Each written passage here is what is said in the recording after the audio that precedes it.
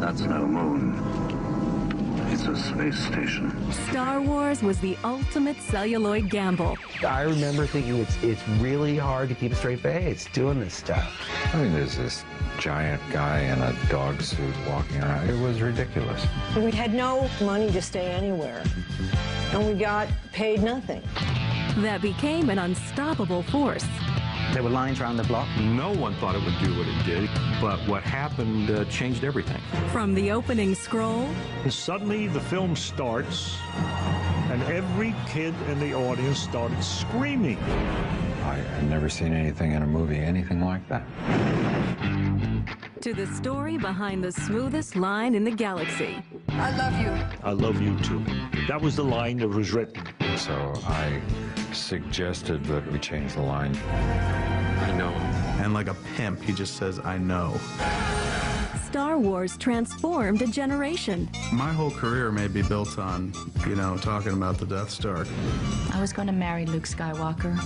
He was truly the love of my life. And lives on today. I'm really excited about getting it on DVD, and I've always was wondering what took so long. These are the stories of Hollywood's greatest space epic, told by the people who lived them. We were keeping many secrets about the film.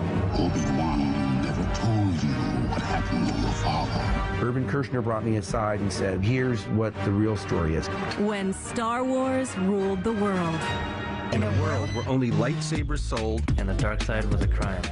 Our heroes were taken over and turned into action figures. And so began a time of pure Skywalker. where only the Force reigned. And Jedi was the name of the game. When Star Wars ruled the world. In the 70s, most films were more realistic, more hard-edged, more a reflection of their times. People were still reeling from Vietnam and the tension. I don't think there were a lot of movies out that you sat there having a good time at. Films like Raging Bull and Taxi Driver. The 70s were kind of era of the independents. At that time, you had all of these wonderful filmmakers that were emerging. Coppola and Scorsese and Kubrick, of course. That's when I was first turned on to George Lucas. George had a pretty good idea of wanting to do something like Flash Gordon was from the 1930s.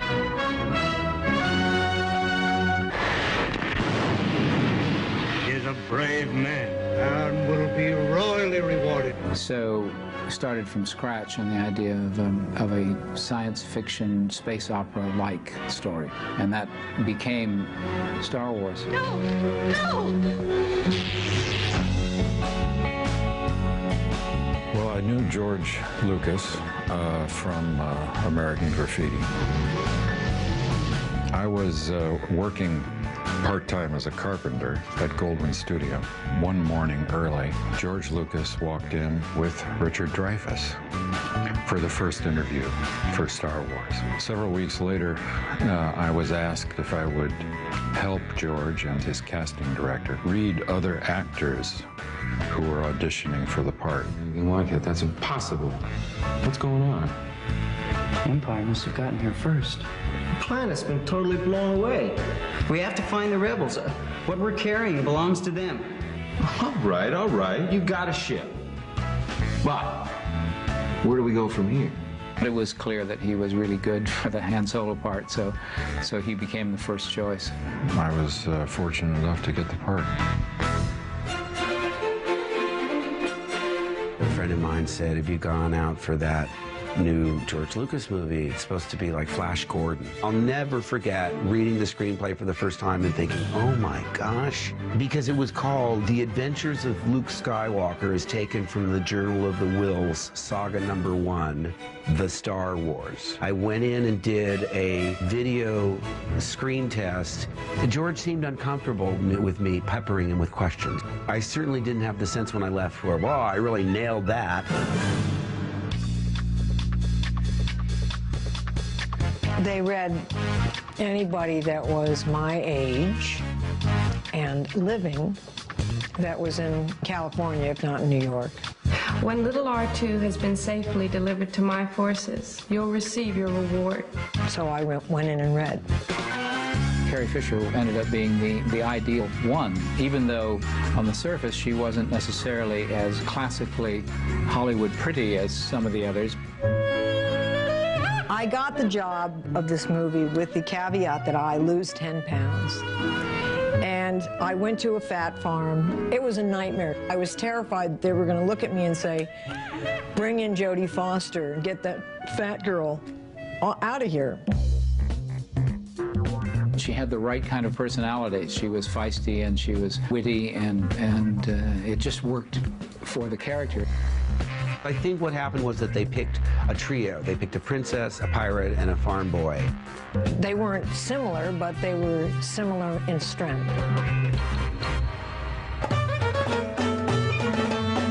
It was 1976. I think that was when we started. We were going to go to North Africa and do all the desert scenes. The first day's filming in the desert in Tunisia was absolutely engraved on my memory. We'd come a week after Jesus of Nazareth had filmed, and it just seemed so odd to be in such an antiquated environment doing something that was meant to be futuristic. In Tunisia, we had high winds and we had sandstorms, but that's pretty normal for the Sahara Desert. Probably the most scary moment was when I just realized they were talking about the melting point of plastic. As in, how hot can this suit get before it starts to melt? Kenny Baker played R2-D2 some of the time because he really was a radio-controlled robot. They'd say cut, lunch 1 hour, and they'd all walk away for lunch and leave me in the robot. My costume would regularly break. In the middle of a scene, they'd suddenly say, his eyes went out, or his leg just dropped off. George would come and frown at somewhere on my body. It wasn't my fault. I went to England to do costume fittings and meet the crew on the British side of things. And we had any money to stay anywhere. And we got paid nothing. So there was no budget, nothing. Help me, Obi-Wan Kenobi. You're my only hope. Very first day on the set, we were running down the Death Star. Very first day of shooting for Carrie. And she disappeared, and she came back about 20 minutes later. She said, ooh. I said, what? They taped me down. She had been running, and she wasn't wearing a bra. They saw some rushes, and it indicated that maybe a bra was in order. There is no lingerie in space. So they put gaffer tape. And I thought that it would be nice for the crew if they auctioned off who would get to rip the tape off at the end of the day. But they never did that.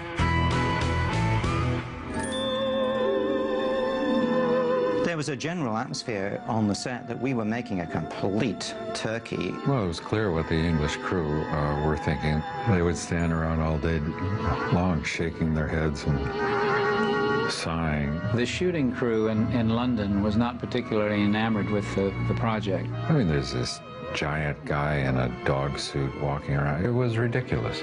At least my costume was comfortable. I remember thinking it's really hard to keep a straight face doing this stuff. I mean, Alec Guinness sitting next to a Wookiee. What's wrong with this picture? On Star Wars, nobody gave a hoot about what we were filming. There were executives at the studio that felt that it was a folly and that it should never have been done. The Christmas of '76, 6 months before it opened, I said to Carrie, hey, you know what? They're showing the trailer at the Avco embassy. Let's go stick our heads in.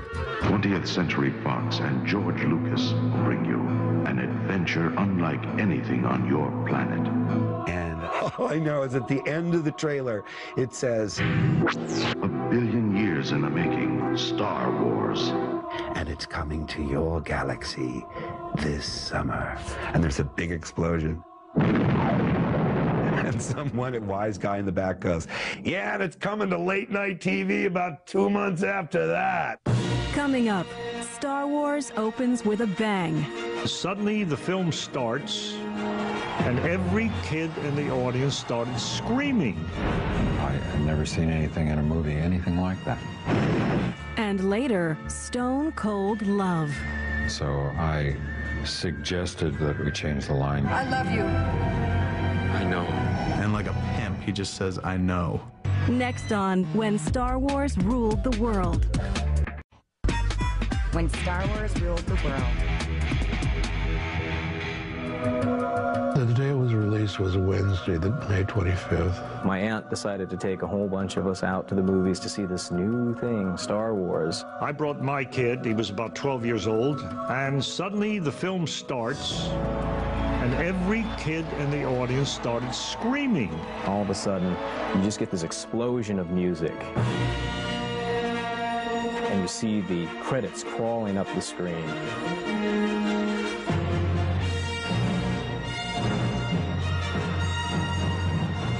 It was like every Flash Gordon and Buck Rogers episode that I'd ever seen on television, 100-fold.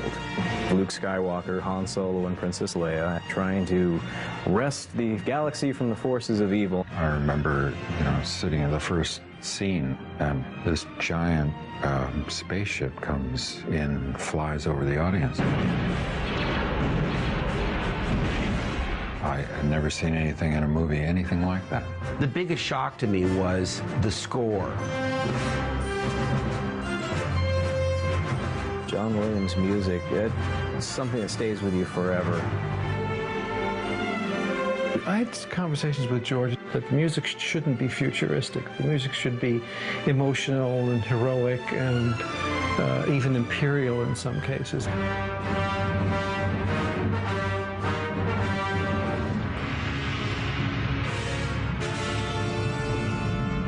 Darth Vader, definitely one of the more menacing, more intimidating movie villains that's ever been created.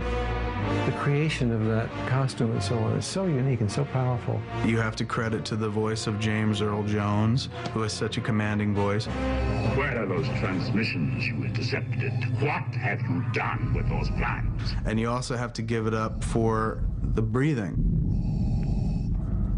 which is impossible to duplicate on the playground.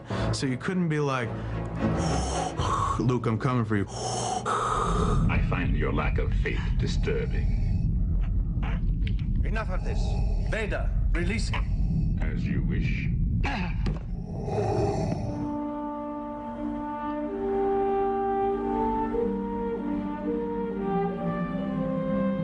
I was going to marry Luke Skywalker. He was truly the love of my life. He was a wide-eyed innocent, and here he finds this spiritual mentor in Obi-Wan. What is it? Your father's lightsaber. This is the weapon of a Jedi Knight. Not as clumsy or random as a blaster. The lightsaber was a fantastic invention. Just the idea of turning something on and a sword emerges, and it's a laser sword. Well, the first time I saw the lightsaber, I was very disappointed because it was a handle with batteries in it with wires, and they'd come in and put a pole on it. Very unimpressive.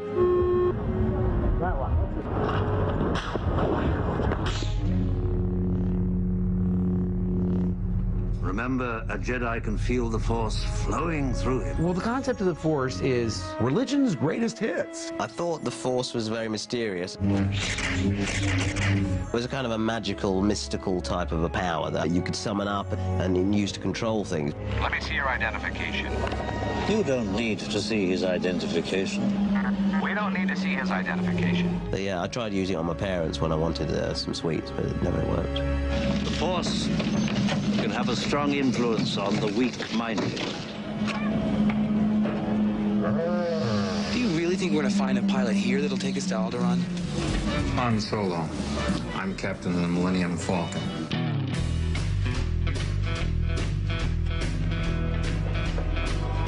What a piece of junk. I kept telling George it would be a real good idea if I could get into the cockpit of the Millennium Falcon before it was finished. And when we finally did, I turned to George and said, okay, now, how do you drive this thing? And it became immediately clear that no one had thought about how you drive it. And George said, well, you just throw switches and stuff like that,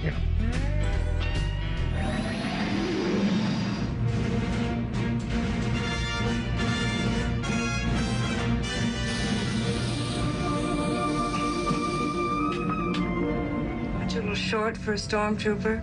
Princess Leia was really a woman ahead of her time. She wasn't afraid, and she was intelligent. The character was not ever written as a damsel in distress. I don't know who you are or where you came from. From now on, you do as I tell you, okay? I don't think anybody can forget Princess Leia's hairdo, the buns. When they tried that hairstyle on me, George said, well, you like it? And I said, I think it's fantastic. I thought it was terrible. Mark Hamill's haircut is even worse than Princess Leia's, I think. There wasn't anything you could have done. Come on, buddy, we're not out of this yet. All pilots to your stations. Luke, the Force will be with you. The whole final battle with the Death Star knocked us all out, you know, and I thought that was a great scene. The science of that movie doesn't really hold up to much scrutiny. A small one-man fighter should be able to penetrate the outer defense. You know, it's just like you gotta aim for this little shaft they left in the Death Star that apparently could destroy the whole thing. Shoot there.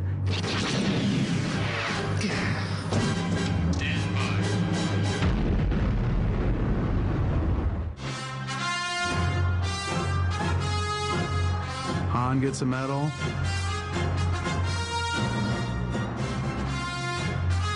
And Luke gets a medal. Chewie's just like, they're like, don't give the dog anything. Which is kind of insulting because, you know, he did risk his life as well. How many dogs can actually drive the family car? Nobody ever explained to me why I didn't get that medal. Maybe they thought he'd eat it or something. But if you notice, he gets the last line in the movie.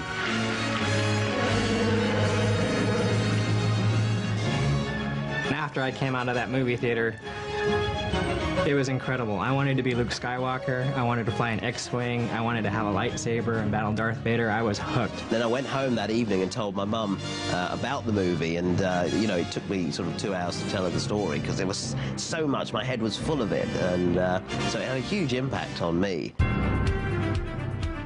The television news every night was talking about people standing in line to see Star Wars for the 18th time. I've seen Star Wars about a dozen times. 17 times. Star Wars, 22回見ました. 40 times, and it was great each time. Altogether, we have seen Star Wars 324 times. There were lines around the block. We've been here for 6 days and it's great! Residents in LA were angry because people were peeing in their gardens. I mean, plants died to bring you this movie. They kicked everyone in the ass, and no one thought it would do what it did, but what happened changed everything. Coming up, Star Wars mania. Star Wars suddenly seeped into every aspect of our culture. It was everywhere, man. You couldn't escape it. New C-3PO cereal from Kellogg's. Dramatic Star Wars drapes.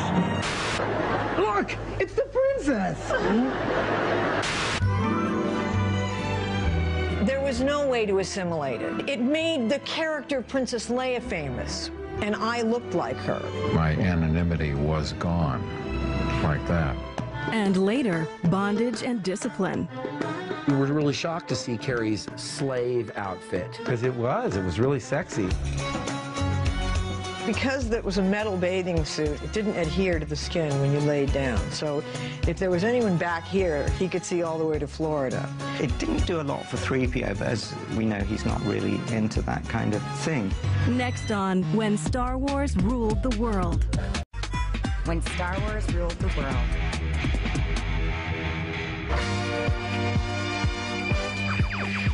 When Star Wars first came out, it made a major impact in America.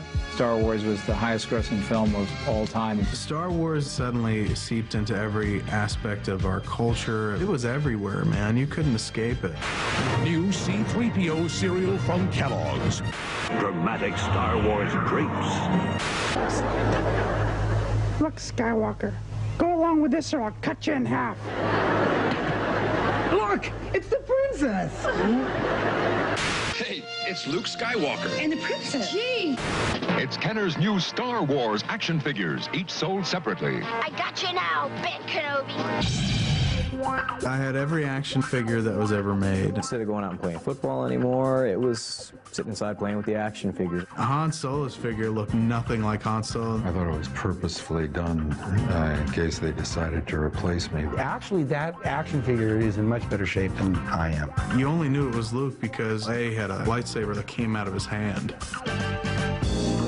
My eldest son, Nathan, went over to these other kids that were playing, and he held up a Luke, and he goes, "This is my dad." They all went, "Yeah, right." There was no way to assimilate it. It made the character Princess Leia famous, and I looked like her, and so it made your life completely different. My anonymity was gone like that. We had never seen a film generate that kind of interest ever, and we knew there'd be a sequel. There was a certain sigh of relief as Star Wars became popular enough to make Empire Strikes Back, and for us it was, oh boy, it'll be fun to see the gang again. There was a little bit more pressure. I was looking forward to it, and I suddenly thought, oh dear, this is going to be Star Wars 2, and it's not going to be as good. And there was a certain anxiety that, you know, there's no way we're going to be able to do anything but disappoint people. And we all had doubts. You know, how can we top it?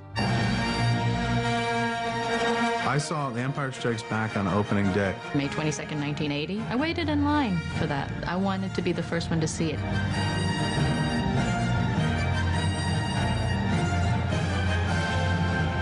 Empire Strikes Back was deeper and darker. It was a good, hard-hitting story. It was very much the second act of a three-act play because everybody had problems. Everybody was in deep trouble.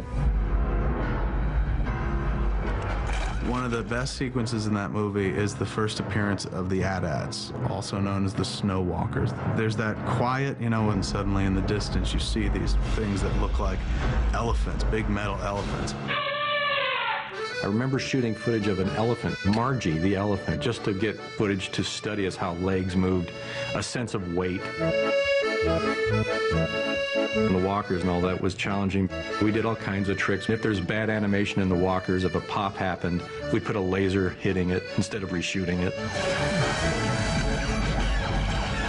It was quite an elaborate setup. And that was far more impressive than the Death Star.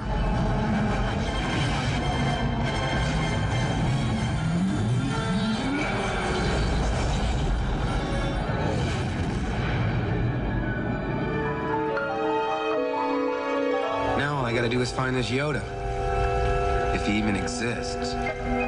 Well, when I read about Yoda in the script, I was wondering how they were going to do it. I mean, he was supposed to be a more awesome Jedi than Obi-Wan. Yoda was an 800-year-old, brilliant, empowered creature. We were worried that a puppet would look like a puppet and not be real enough. You don't want to see Yoda as a puppet. The character has to transcend what it is. Frank Oz and the Puppeteers really brought that character to life, you know. Hats off to those guys who decided, like, I know, let's just make him talk like an idiot, you know, and give him Frank Oz's voice, but make him the smartest man in the movie. I asked George if I could push that syntax more, what people call the backward talk. I'm looking for someone. Looking? Found someone you have, I would say. Everybody started talking backwards. Money I owe you? To the commissary you are going? I don't sense it's backwards, and I don't think Yoda believes it's backwards. It's formal, because he's really kind of upholding the past and what Jedis were then. Through the Force, things you will see, other places, the future, the past, old friends long gone. Han? Leia!